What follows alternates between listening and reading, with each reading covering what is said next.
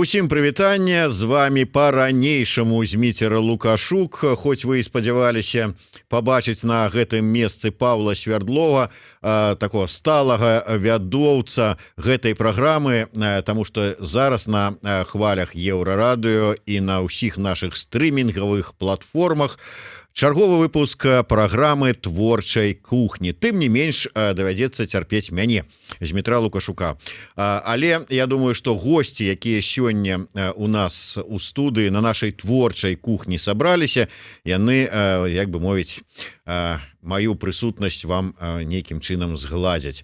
Такім чынам, у нас у гасцях пісьменнік, культуролаг, рэдактар часопісу Мінкульт, трохразовы шорт-лістар прэміі Гідройца і пераможца ў намінацыі «Выбар Алексіевіч» за кнігу «Часам панкі паміраюць» Артур Клінаў. Добрый дзень, спадар Артур. Ой, Сергей Календа, выбачаюся. Добрый дзень, спадар Сергей. І Артур Клінаў, літаратар, мастак, архітэктар, таксама меў другое месца ў прэміі Гідройца за кнігу «Шклатара» у 2014 годзе. Так, вось бачыце, я ўжо першую памылку такую зрабіў, і каб іх далей было менш, я попрасіў да нашага эфира далучыцца Дар'ю Бялькевіч. Яна будзе мяне ратаваць, папраўляць, ну і ўвогуле упрыгожваць наш сённяшні, так бы атрымалася, цалкам мужскі стрым і размову. Ну што ж, яшчэ раз добры дзень, добры вечар, шаноўнае гаспадарства, шаноўныя літаратары. І калі можна, я пачну задаваць пытанні і звярнуся найперш да спадара Артура Клінава. У мяне да яго свой піетэт, гэта герой нашай праграмы «Ідэя X», а мне заўсёды прыемна з героем нашай праграмы сустракацца. Таму, спадар Артур, да вас першае пытанне. От я уже, пачытаючы гэты анонс, сказаў пра тое, што вы літаратар, мастак, архітэктар. А вот, ведаеце, калі так вот у нас кажуць, вот я і тое, і тое, і тое, і так думаеш, так ён на 30% літаратар, 30% архітэктар. Ўсё ж такі, колькі адсоткаў Артура Клінава ідзе на літаратара? Ці ўсе вашыя прафесіі спалучаюцца у нейкай такой вот, ну, не замінаюць адно аднаму і толькі дапаўняюць? Дякую за питання. Добрый вечер, слухачи. Ну, тут что сказать. Конечно, в этом сенсе я могу назвать себе станочником, что я играю на многих инструментах. Вот. Я не решил бы, який отсоток там літератора, колькі мастака. Ну, просто мне цікаво займатися тим, то есть вот проходит час, а тебе хочется спробовать выше. Вот открываешь для себя новую сферу, то есть как бы это такий азарт, такі ось, видите, ось нове, оно цікаве, ну якби ставишься, якби это такий спосіб не зачерстветь, не за що укритися і так далі, і так далі. Я займаюся тим, що мені цікаво. Ось зараз мені цікава література, займаюся літературою. Хоча свій адворотний бок в цій ситуації. Бо ведаєте, коли ти граєш на всіх інструментах, то ти можеш кожному з їх віддати стільки часу і віддати всього собі. Тому, звісно, є таке, що коли ти займався чимось одним, ти досягнув би більше, да. Ось, і може це правда. Ну, але так сталося, видите. Мені цікаво і мистецтво, і література, і які проекти культурологічні, і кураторські, і так далі. Ось. А може це просто видите, столів, бо конец 80-х, 90-х, це було такі епоха, коли змінялася парадигма світу, коли змінялася громадство, это была эпоха революции и великой шары. И тогда люди починали не те новые, починали жить. Все починали с нуля, все, я починався інший, починали з нуля. І це було так, якби, може, це мені, якби, і засталося гэта і натхніла і засталося надалей вось тут яцца пашэча з нуля з пачатку і потым пашоў у літаратуру і мне гэта падабаецца. Дзякуй вялікі. Ну вы чуеце, што на жаль, вот мне падказваюць, што у спадара Артура відаць не вельмі добры інтэрнэт, таму часам не ўсе словы чуваць, нешта праглынаецца. Тым не менш мы спадзяемся, што можа быць зараз там нешта выправіцца само сабой, як это звычайна бывае. Да Сергея Календы пытанне. Спадар Сергей, вы тройчы траплялі у шорт-ліст гідройца і адзін раз, як я ўжо казаў, атрымалі такі спецыяльны падарунак ад Святланы Алексіевіч. Вось скажыце, вот нейкі эфект ён ёсць ад таго, што вы трапляеце ў гэты шорт-ліст? Ну я не ведаю, там павялічваюцца продажы, там нейкія натхненне больш з'яўляецца для напісання новых твораў. Ну вот што адчуваеце? Ну, па-першае, я просто заўважаю геаметрычную прагрэсію. Гэта атрымліваецца такім чынам, што спачатку быў шорт-ліст, потым адзначылі прэміі ў шорт-лісце. Ну, што тычыцца саміх кніг, некалькі разоў першую кнігу «Падарожжа на край ложка» і «Часам панкі паміраюць» дадрукоўвалі.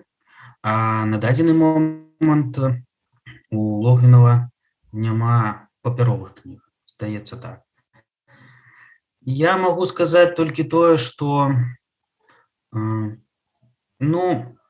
натхненне, складана казаць пра тое, што натхняе, бо калі кожны дзень працуеш у літаратуры з часопісам, ты не шукаеш натхнення, ты шукаеш вольнага часу. А вось самі па сабе прэміі, як і стыпендыі, гэта, вельмі добрая матывацыя, каб працаваць лепш у першую чаргу. Неяк так, мне здаецца. Ну, таксама матывацыя. Ўсё ж таки даецца нейкага натхнення, да, ну і разуменне, можа быць, таго, што тое, што ты робіш, яно не камусьці цікава, што яно не проста так, што гэта ўсё патрэбна. Спадарыня, малодшы навуковы супрацоўнік музея літаратуры Максіма Богдановича, вы хочаце што-небудзь дадаць ці, можа быць, спытацца што-небудзь у нашых гасцей? Добры вечар усім, вельмі рада сёння прысутнічаць. Шкада, канешне, што у Паўла Свердлова так склаліся абставіны, і мы тут з Дмітром за яго ўдваіх. Аддуваемся. Да, аддуваемся. Але, спадзяюся, не сапсуем гэтую праграму. Мне цікава запытаць у нашых паважаных шорт-лістараў, ці думалі яны, прыкідвалі, хто пераможа ў гэтым годзе, якія іхнія стаўкі, на якую кнігу, на сваю альбо на якую-небудзь іншую. Дар'я, ну яны ж таксама шорт-лістары, ну па ідэі яны павінны сказаць «мая кніга», кожны з іх прычым. Ну, не факт. Можа быць, і на штосьці іншае скажуць. Ну, я кожны год у гідройцы выставляю свае месцы і магу сказаць, што я трапляю на 60%. Вось заўжды 60% я угадваю. Ну, я ставлю на першае месца двух адразу. Хтосьці з іх, па маім меркаванні, можа ўзяць бонус, гэты галоўны прыз. І я думаю, што гэта альбо Віжнавец, альбо Федарэнка. Спадар Артур, а вы што скажаце? Я на 99% ведаю, хто будзе, буду агучыць. Думаю, пакуль это просто некарэктна. А мне пытанне, у меня зусім кепскі інтэрнет, ці ўсё ж таки ўжо лепш стаў? Ужо стало лепш, мне цікава. Вы, можа, мне напішыце асабіста, хто там 99%. Вы не агучваеце. напишу. Я думаю, что вы можете так вот нам по секрете сказать, вот мы никому не скажем. Не-не-не, это будет неправильно. Спадар Артур, а мне ўсё ж таки вот цікава, адкуль у вас гэтая інфармацыя? Вы ўсё ж таки там яшчэ там дзесьці, вот мы сказали, 3 іпастасі ваши: літаратар, там архітэктара, можа вы яшчэ Ванга, вот можете прадказваць, ці у вас нейкая з журы інфармацыя слітая? Ніякіх інсайтаў, чыста аналітыка. Ось, в прынцыпе, відавочна па все обставины апошніх і так далей, і зоркі выпадае. Топер, может, такое думаю, але агучваць не буду. Шкада. Ну нічога, вы напишите Сергею, а мы потым... Я нікому не скажу. Гэта не я. А шкада, что не вы. Сама. Дарья, вы с Сергеем там сустракаться не будете там где-нибудь там офлайн, кавы попить? Насамрэч будем у хуткім часе. Ага, вы с собой иголки не забудьте взять, вы ему, коли будете упираться, под ногти тады вот загоняйте, как признался. А я буду с холодной зброей, насамрэч.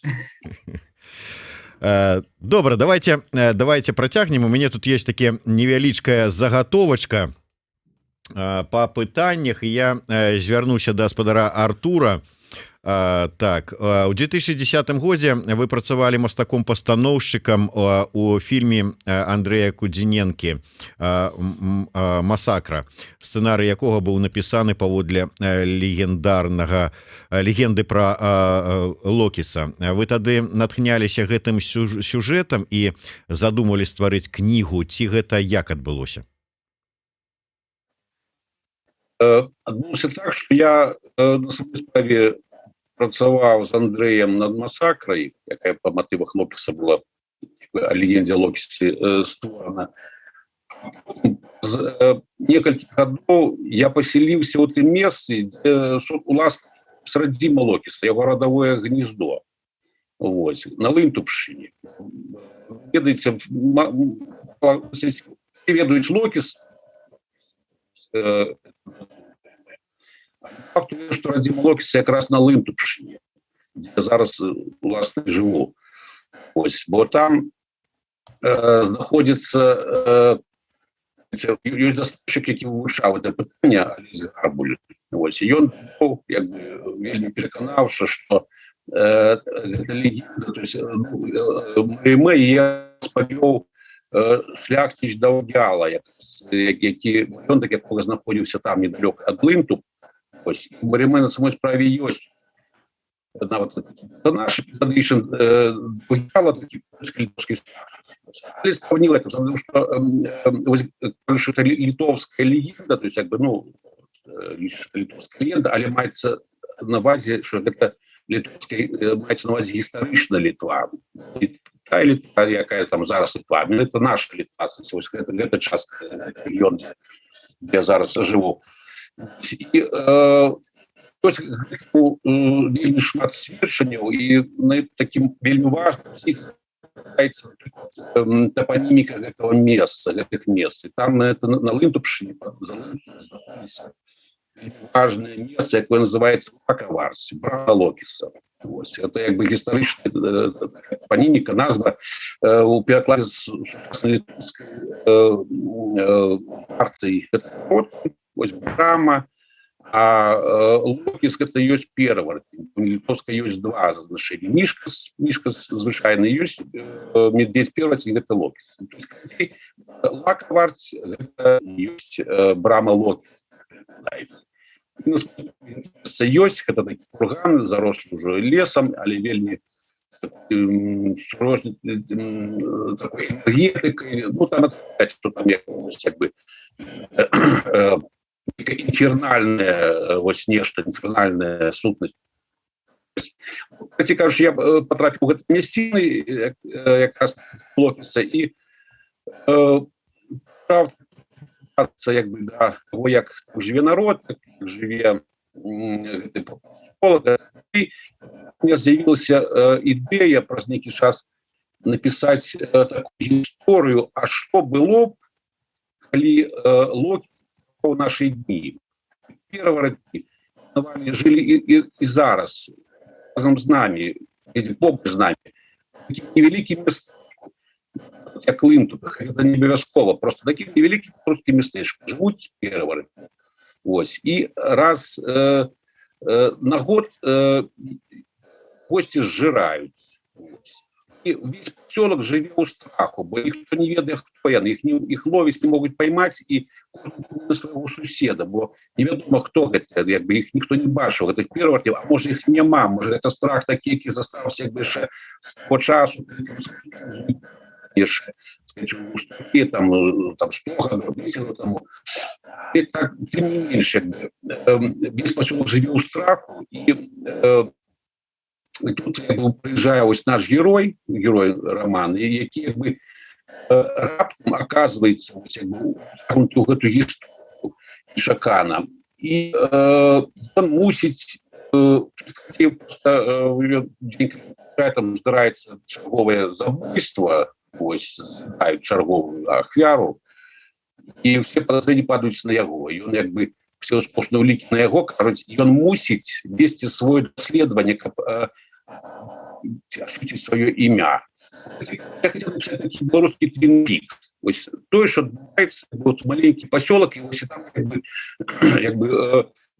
ось наш герой ходит по поле, ось по таким вот дивным зачарованным поле, и шукая ось лописа. А чи он ёс это лопис? Никто же его не бачит, никто не видит. А может этих людей, как бы, вот это жест бригадира съел, и не сапраўдны звер, сапраўдны медведь, ніхто гэта не ведае, але ўсё роўна это стаецца. Ну вось такая гісторыя, якая вткнула мяне вось як бы гэты край, дзе я гадамі жыву. Дякую вялікі, спадар Артур, за адказ на пытанне. Я б хацела звярнуцца зараз да Сергея. Мне ёсць іншае пытанне па кнізе, якая ўдзельнічае у прэміі Гідройца «Акварыум».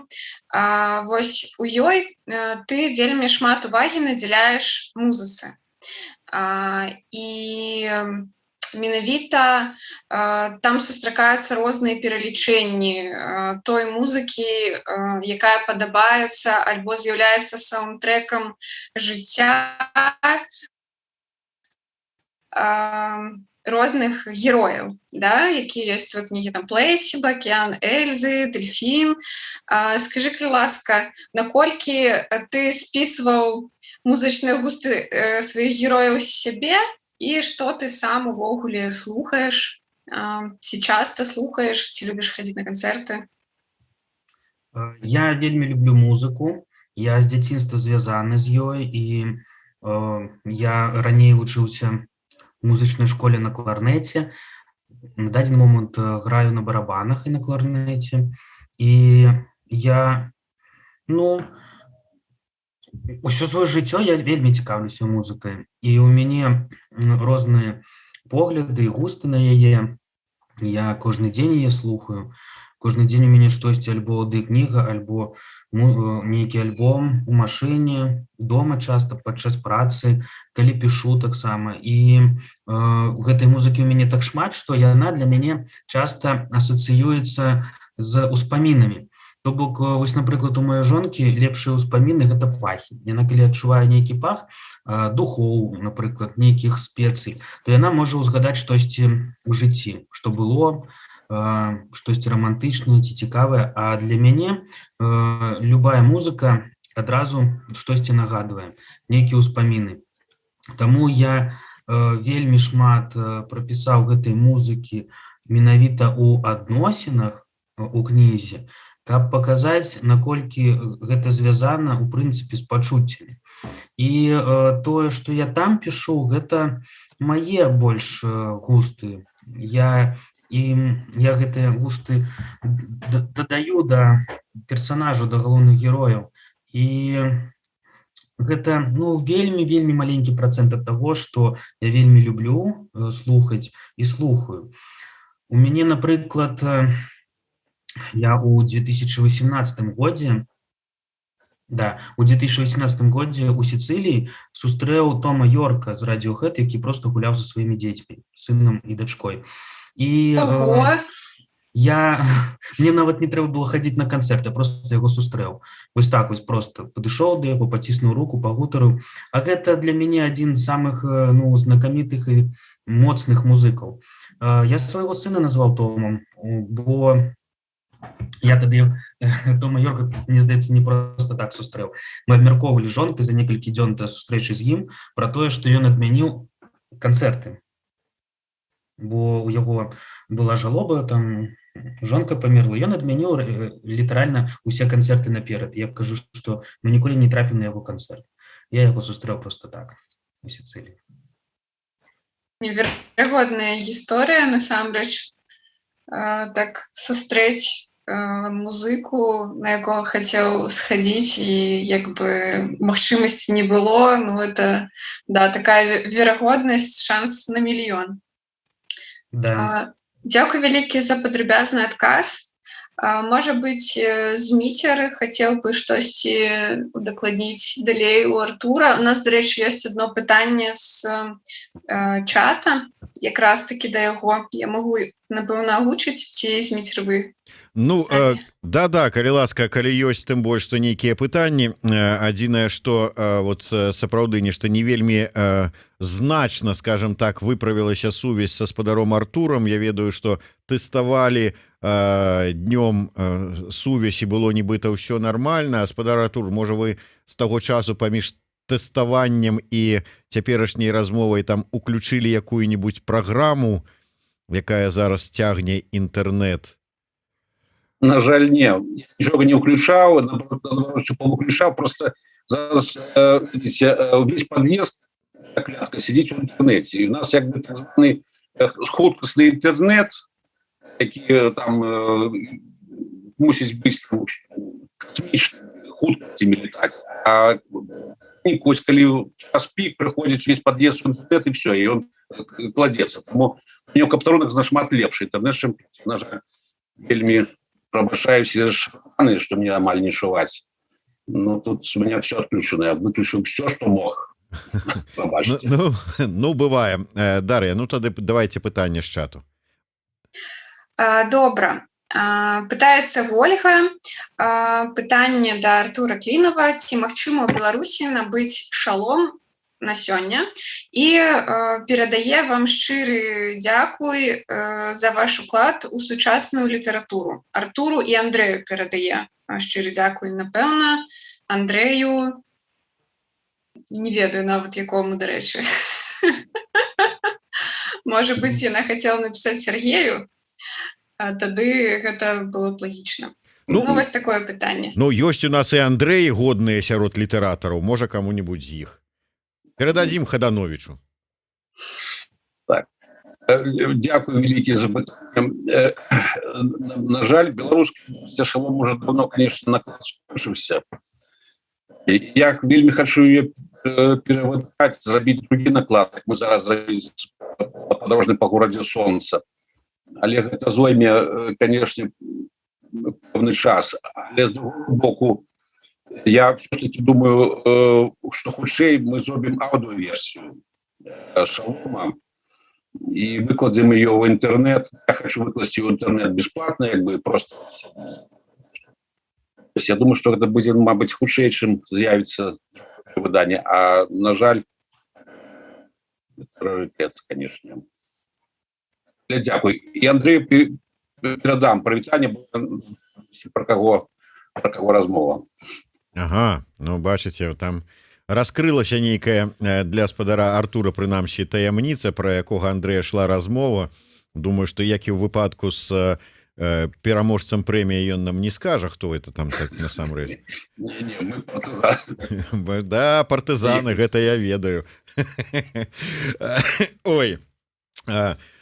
Так, ну что, может быть, да Сергея. Дарэчы, пытанне мне подказали.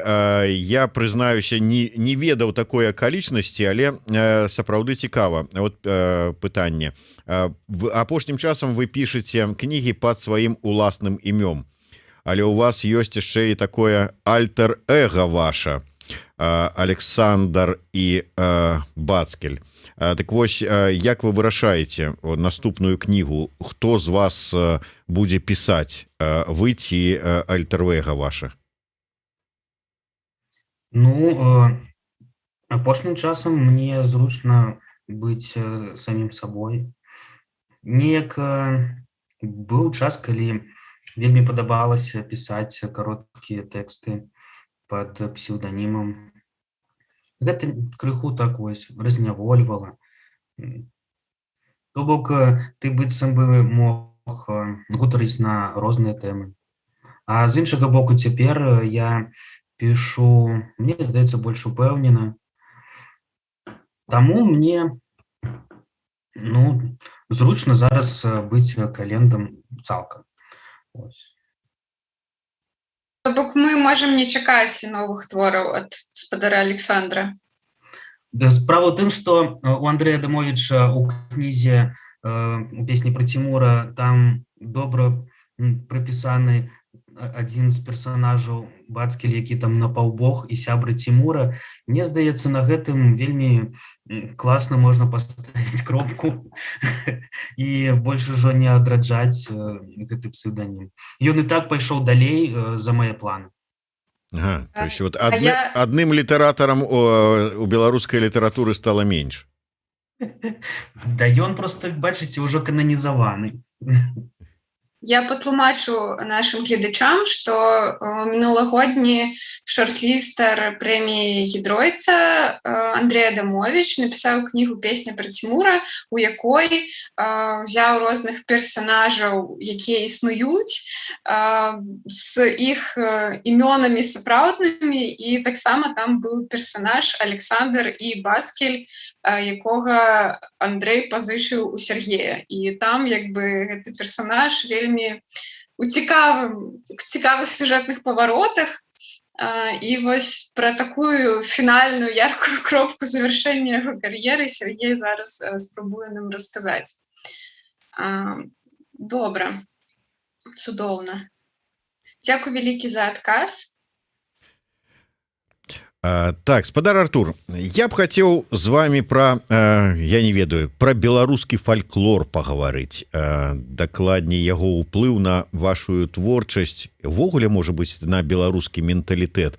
Вось калі казаць пра легенду пра Локіса, чалавека пераваратня, тут ён как бы пераварочваецца ў мядзведзя, але у нас жа ж у фальклоры там і ваўкалак ёсць, там і іншыя пераваратні.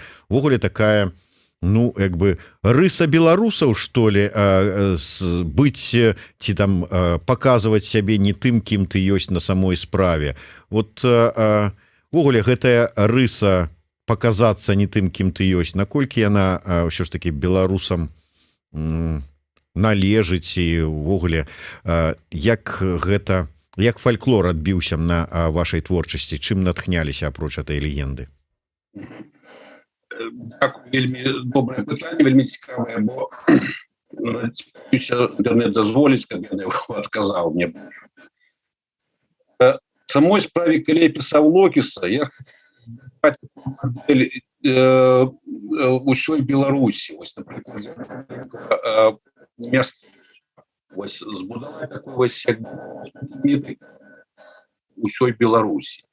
Вось у гэтай мадэлі таксама вельмі важна вось перавараць, не выпадкова з'явілася жаданне пра яго напісаць. На мой погляд, конечно, беларус ён трошку перавараціў, тому што кожны беларус ўсё ж таки звычайна з двойным жыццём, як бы партызаны, ведаеце. Партызан — это ж таксама чалавек як бы падвойным жыццём. Трошку, ну, партызан вось. Таму, ведаеце,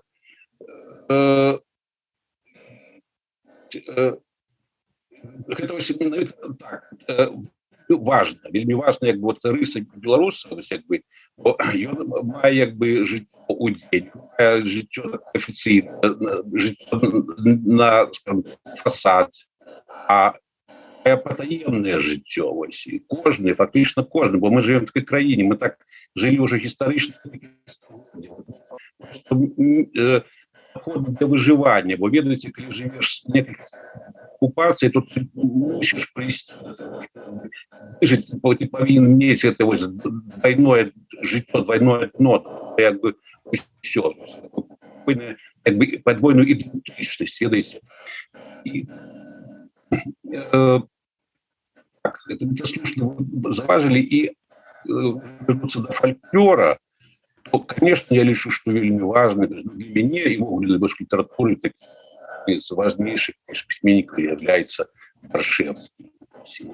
Баршевский, как никто, раскрыл митологию своей, это вот кадочный.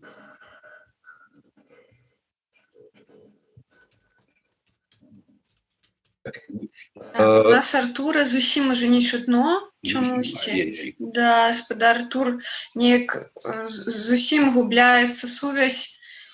Выбачайце. Можа, я выйду праз телефон?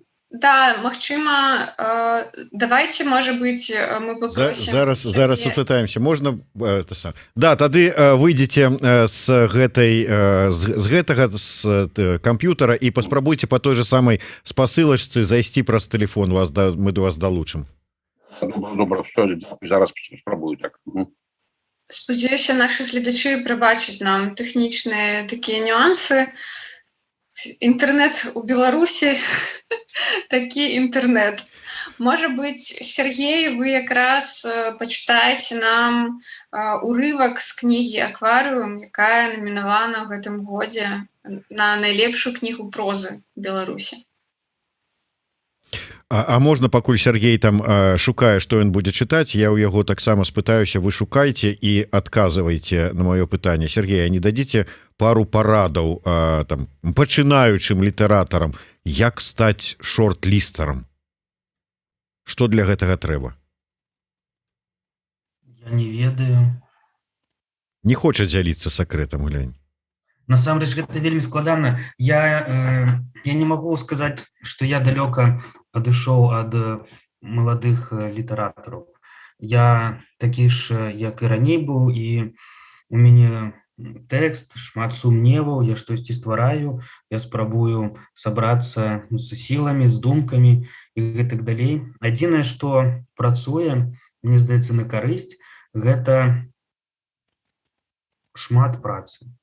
Трэба пісаць, ствараць тэксты, планы, разважаць, шмат чытаць. Я слухаю шмат зараз аўдыокніг, бо у мяне паўдні праходзіць з тэрном шмат ежу, і гэта надае нейкія разумны розуму і ўсяго астатняга. Адзінае, адзінае гэта сапраўды быць, знайсці свой час, знайсці сваё месца, знайсці свой унутраны настрой, каб працаваць і рабіць гэта кожны дзень. Я думаю, што гэта самае галоўнае. Усё астатняе прыйдзе і натхненне, і нават калі здаецца, што няма сіл ці няма думак, просто трэба ўсё роўна сябе трэніраваць. Літаратура, асабліва проза, яна любіць, калі ты кожны дзень яе вось на гэтым трэніруешся. Ты такім чынам сам па сабе расцеш, калі штосьці ствараеш. Гэта не хвалямі прыходзіць, гэта твой унутраны рост ідзе праз працу. Вот так вот сур'ёзна ўсё, як сур'ёзны літаратар адказаў нам спадар Сергей. Не каб сказаў, вот памятаеце, ёсць такія, што я вот прысніў такі сюжэт, я прысніў там, як Менделееў сваю табліцу. Казалі, больш спіце, прысніце добры сюжэт і як это трэба напісаць. Рэчы, у сне таксама прыходзіць шмат розных цікавых думак. Некалькі сюжэтных там ліній ці паваротаў мне сніліся таксама. Насамрэч, мозг вельмі добра працуе, калі ты спіш, і ён можа, я часам практыкую такую рэч, калі я ў чымсьці сумняюся, што я напісаў ці што я планую напісаць, я перад сном пра гэта моцна і шмат думаю, і я чакаю сна, каб гэтую праблему вырашыць. Яна сама па сабе на раніцу можа вырашыцца, бо ты не абцяжараны штодзённасцю, ты адпачываеш ад працы, ад усяго астатняга, і сон дапамагае табе зрабіць правільны выбор. Вось бачыце, самае галоўнае правільна задаць пытанне. Вот і вскрылась, так говорится, ўся праўда пра поспех літаратурны Сергея Календы, а то пачаў нам расказваць: больш працуйце, трэніруйце, спіце, падумайце спачатку добра так і кладзіцеся спаць. Всё, прачнецеся раніцай, і ўсё добра. Альбо практыкуйце, як Сальвадор Далі. Ён чакаў свайго моманту на мяжы абуджэння і трымаў у руках манеты, каб калі ён пачынае засынаць, яны сыпаліся ў тазік, звінелі, будзілі яго, ён адразу уставаў, не з ложка, просто падымаўся і пачынаў ўжо штосьці маляваць. Можна так рабіць? Карацей кажучы, варыянтаў безліч. Ну, давайте паслухаем, што вы там нарэшце нам вырашылі прачытаць, які ўрывак? Ой, я тут вагаюся заўжды, што пачытаць з урыўкам. Ну, на пару хвілін ёсць, значит, акварыум, гісторыя аднаго юнацтва. Мама заўжды казала: Жан, ты так спяшаешься жыць, што калі табе будзе 20, ты адчуеш сябе старым і пачнеш, быццам шалёны 40-летні мужчына, шукаць матывацыю, апраўданні бязглуздых учынкаў і любошчаў. А потым раптоўна ажэнішся, а потым гэтак жа нечакана здарыцца і развод, і, дай Божа, яшчэ адзін шлюб і развод. Ты, можа, нават пасля гэтага паспакайнееш, але не таму, што ты зразумеў каханне, а з тае прычыны, што не паспеў упарадкаваць ва ўнутраных справах назапашаны жыццёвы вопыт. І да пары проста пераступаў зваленыя ў кучу мяхі гэтага досведу. Аднойчы адчыніш кладоўку, а дакладней, перад тваім носам адчыніць кладоўку тая самая жанчына, якую ты ўсё жыццё чакаў.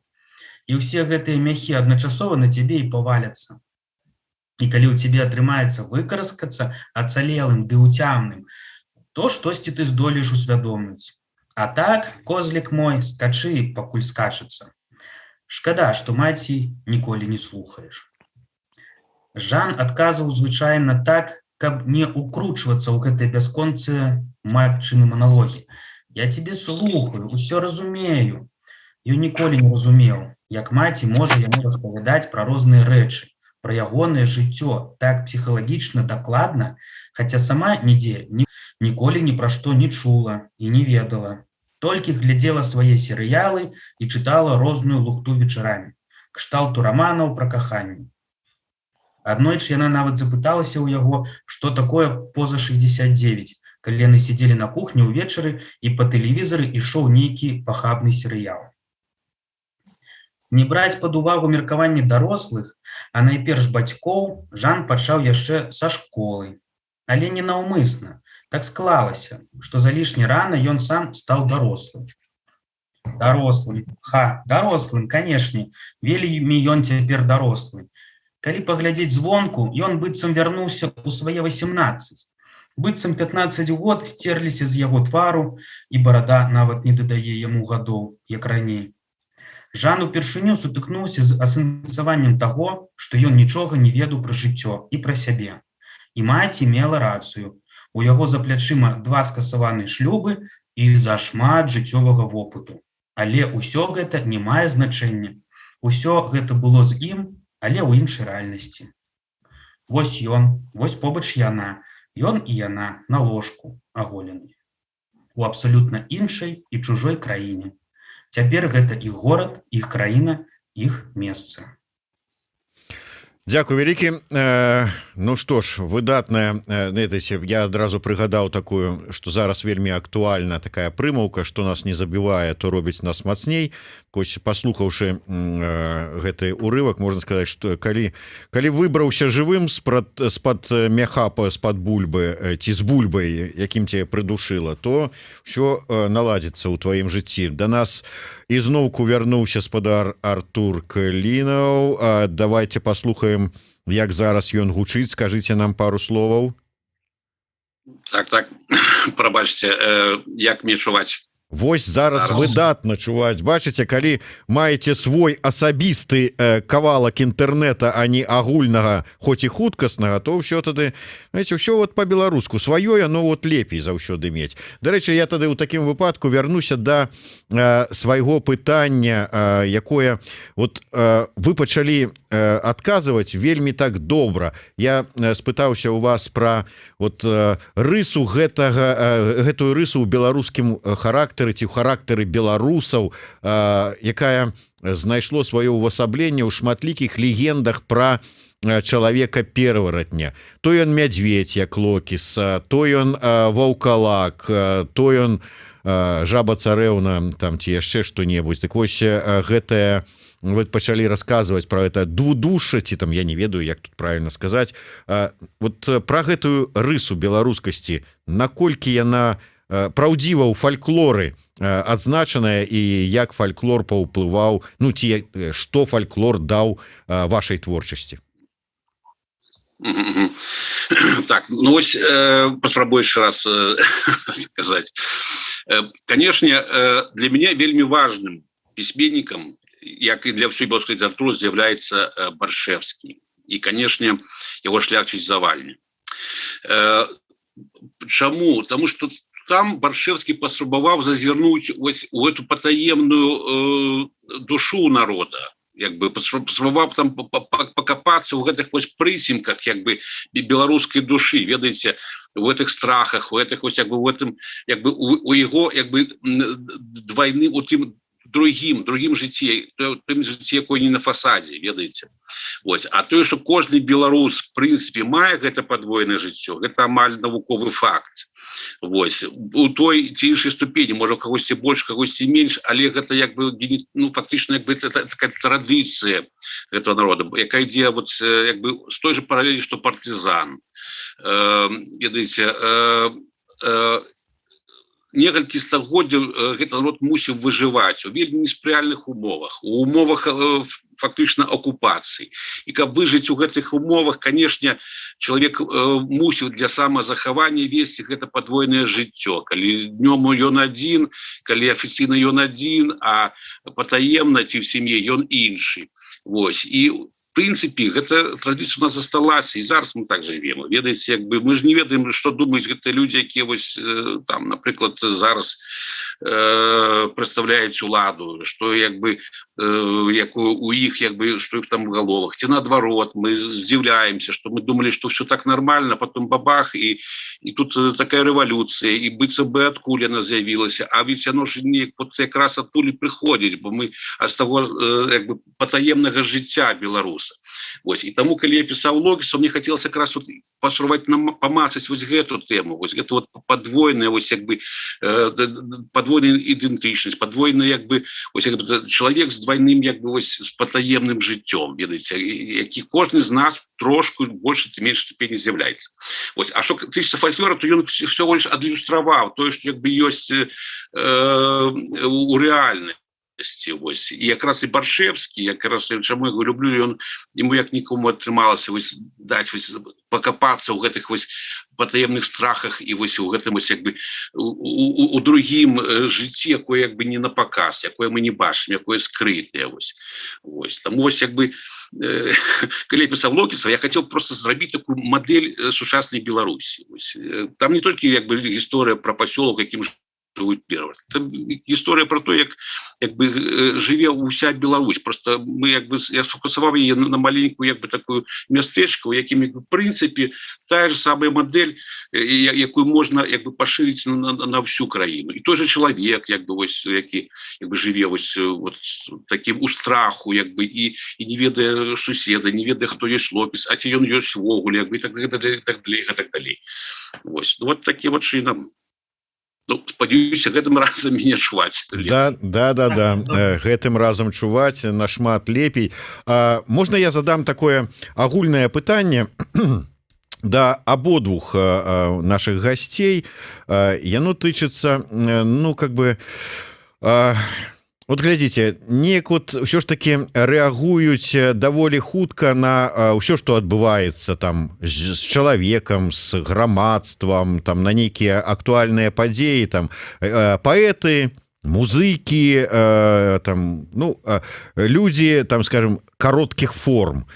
І мяне недзе нават расчаравала Ганна Северынец, калі сказала, што ну вот каб у такой вялікай форме нейкі мастацкі твор, роман, паэму можна было пачытаць, у якім апісваліся б, асэнсоўваліся б падзеі там апошняга года 2, ну давядзецца гадоў 30 пачакаць. Там вот як вы лічыце, і ці вот так доўга давядзецца чакаць, і ці не плануеце вы у сваім жанры, стылі нейкі такі вось мастацкае асэнсаванне зрабіць? Гаспадар Артур, давайте з вас.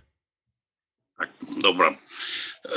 Ну, тут нема нічога дзіўнага, бо, канешне, роман гэта заўсёды такая вялікая форма, яна інертная, я не напішаш не за тыдзень, не за месяц, ну, можа за 2, але это будзе сыры. Все роўно, каб як бы яе зрабіць, трэба ну хаця бы паўгады, а то лепш год, ведаеце. І таму тое, што паэзія і музыка рэагуе на падзеі ў краіне шмат аператыўней, як бы, і вастрэй гэта абсолютна аб'ектыўна. Вось.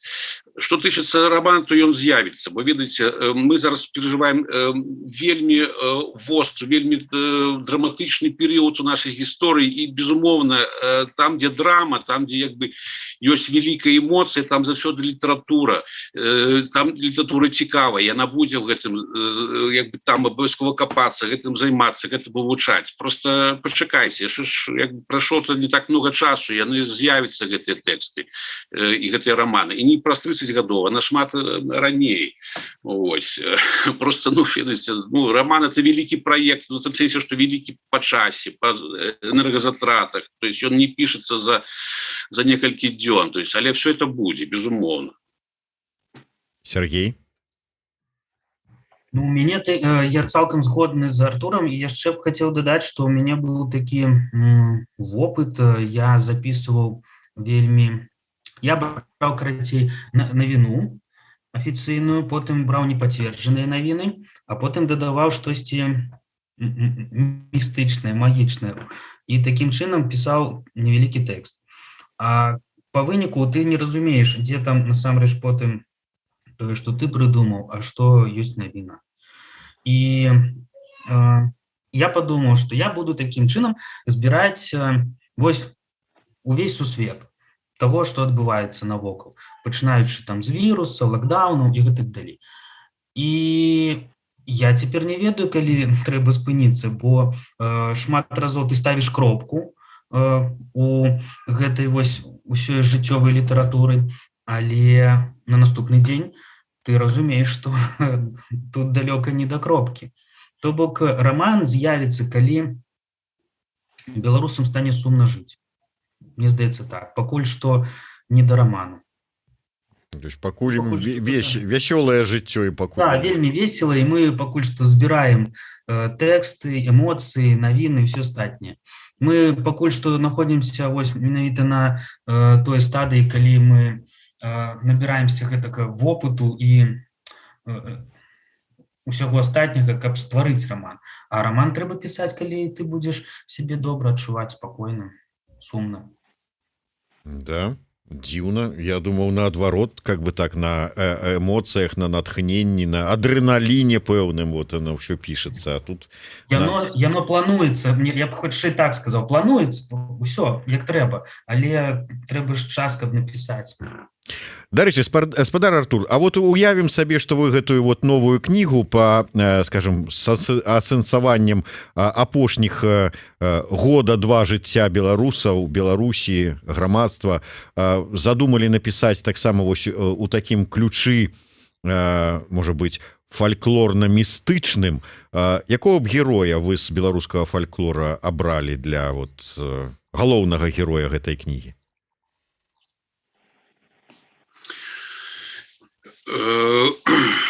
Ну, это не простое пытание. Это так одразу, мабуть, ну, це треба подумати. Ось, я, може, просто вернуся до Локісова, бо, як не дивно, ведаеце, сюжет романа Локісаў вельмі шмат у чым супал з тым, што адбывалася у нас у краіне апошнія 2 гады. Гэта супадзенне. Роман пісаўся Локісаў у 15 годзе пачаў яго пісаць, ён пісаўся доўга, бо з вялікімі перырывамі, ось, у 18-м закончыў, але я мадэляваў такую мадэль такой Беларусі, ось, як бы, і ведаеце, і калі як бы ее, ну, калі яна правильно выставлена як бы параметры матэматычныя гэтай мадэлі, то яна як бы спраўдзіцца. Так вось тое, што адбываецца ў рамане, фактычна один у один повторилось в реальности.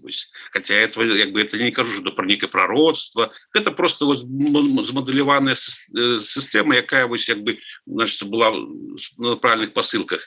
Бо я еще не рассказал другую частку романа, я не хотел рассказывать, но уже раз размова пошла, бо это поселок, який жил у страху долгие годы, урэшце прыходзіць да высновы, што каб выйсці з гэтай сітуацыі, ему трэба зрабіць майдан. І вось другая частка Локісава — это якраз гісторыя майдану ў пасёлку. І вось якраз гэтая частка, яна вельмі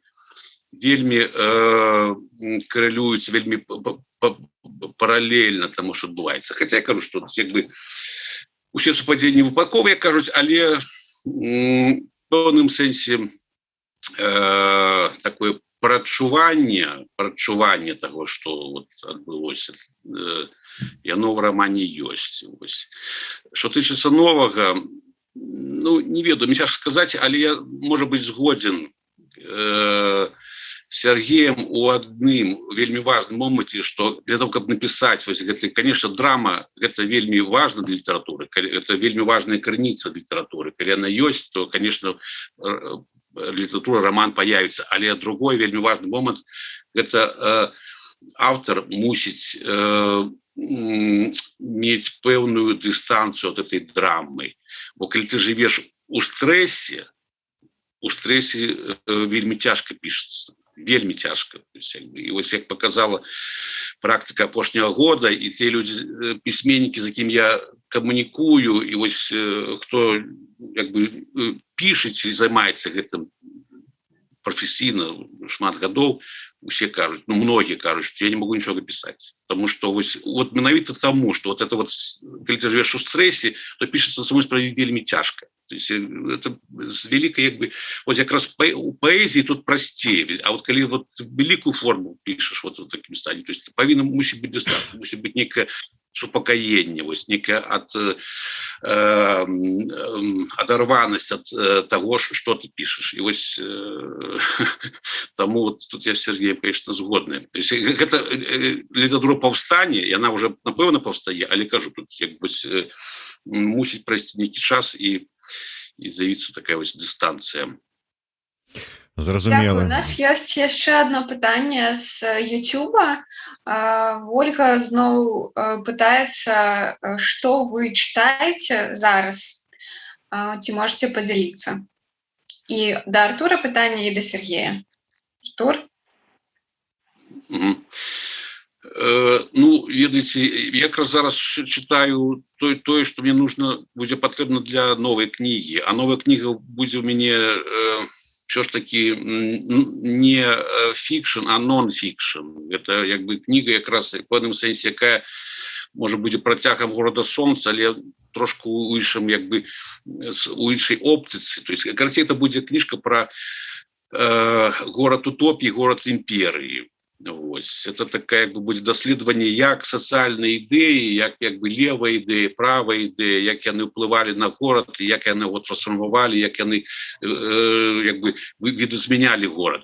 Вось. І таму зараз я читаю якраз вот літаратура, якая мне патрэбна просто для гэтай працы. Вось. Гэта такое одно даследаванне американского ученого про доследование империи, ввогуле идеи империи. Это ж как бы плюс я читаю там зараз, ну, ввогуле идея империи, Римская империя, там Ассирия, то есть как бы вот то, что мне зараз цікавіць. Ну и, конечно, утописты, ясна справа, як бы там другая частка это утопия, и я спрабую як бы, ну, мне патрэбна просто першакрыніцы чытаць того же Платона, ведаеце,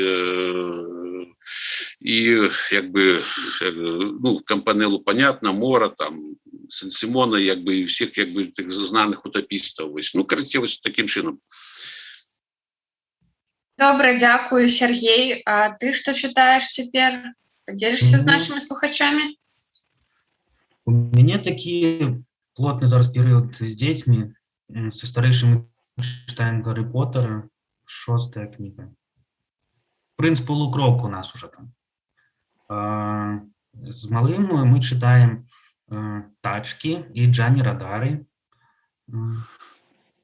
Сам по себе я читаю зараз, я вельмі шмат год не мог скончыць цикл «Темную башню» Стивена Кинга. У меня нарэшце апошняя книга. Здорово. Я спадзяюся, што нашы слухачы атрымалі парады, што можна пачытаць, чым можна натхніцца. Зміцер, а у вас яшчэ засталіся пытанні, ці мы можам уже паціху завершаць? Ну, я думаю, что мы будем паціху завершаць. Безумоўна, знайшліся б у нас яшчэ пытанні, пра што пагаварыць, але думаю, что мы зробім гэта, ну, напрыклад, з Сергеем у межах праграмы «Ідэя X», пашукаем з ім нацыянальную ідэю са спадаром Артуром, мы гэта ўжо зрабілі, але у нас будзе нагода сустрэцца ў эфіры Еўрарадыё, калі ён выдасць сваю новую кнігу, і мы абмяркуем, паглядзім, што ж ён там, якія прагнозы зрабіў, каб потым казаць, што гэта ўсё выпадковасці. Кнігу я пісаў даўно, як Марціновіч рэвалюцыю, потым будзе расказваць. Вот. Но тым не менш з цікавасцю чакаем, зычым кожнаму з вас поспехаў у літаратуры, у прэміях і ў іншых шорт-лістах. Дзякуй вялікі. Дякую. Дякую таксама. Дякую, да пабачэння. До побачення.